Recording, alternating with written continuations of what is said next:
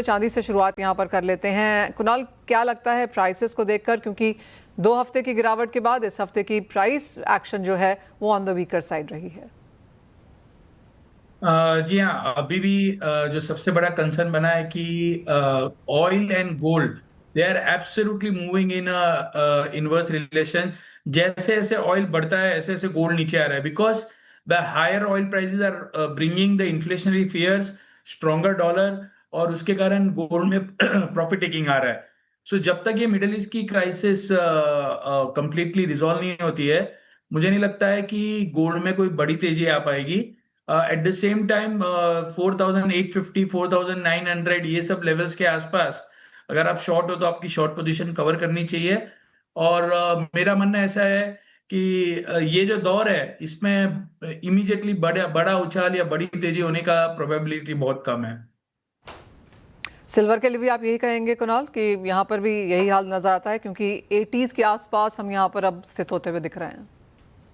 Yes, so silver I think around 78 का 78 77 on the down side bottom आप समझिए, और ऊपर में 84 85 ये रेंज के बीच में ही ट्रेड करेगा। और ओवरऑल कमोडिटी पे जैसे डॉलर इंडेक्स स्ट्रांग होता है, ओवरऑल कमोडिटीज पे हम देखते हैं नेगेटिव इंपैक्ट आने लगती है। अभी as of now dollar index is below 100, but if the oil price starts going up, so I think ऐसे टाइम में फोर्सफुल ट्रेड नहीं करना चाहिए। ट्रेंड थोड़ा कमजोर लग रहा है, बट मुझे ऐसा लग रहा है कि अभी भी कमोडिटी में इमीडिएटली कोई बड़ी तेजी या बड़ा इजाफा आएगा ऐसा नहीं लग रहा है। ऑलराइट। आई थिंक सबसे पहले शॉर्ट जाना तो बहुत रिस्की है, because we don't know what is going to be the next step.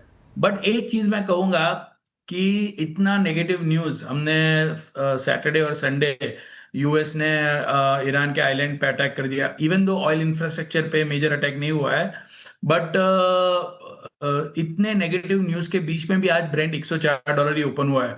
So I think today could be the day that it could have open at 110 12। So I believe that जो pace of upside है वो कहीं ना कहीं moderate हुआ है। और जो G7 नेशंस पे प्रेशर बना है और भी ऑयल रिजर्व रिलीज करने के लिए, तो शायद 110 के ऊपर ब्रेंट नहीं बन रहा है एज ऑफ नाउ। शॉर्ट नहीं करना चाहिए ऐसे टाइम में, बट अपसाइड बहुत ज्यादा आने के लिए बहुत बड़े नेगेटिव न्यूज चाहिए। दैट इज माय की टेक।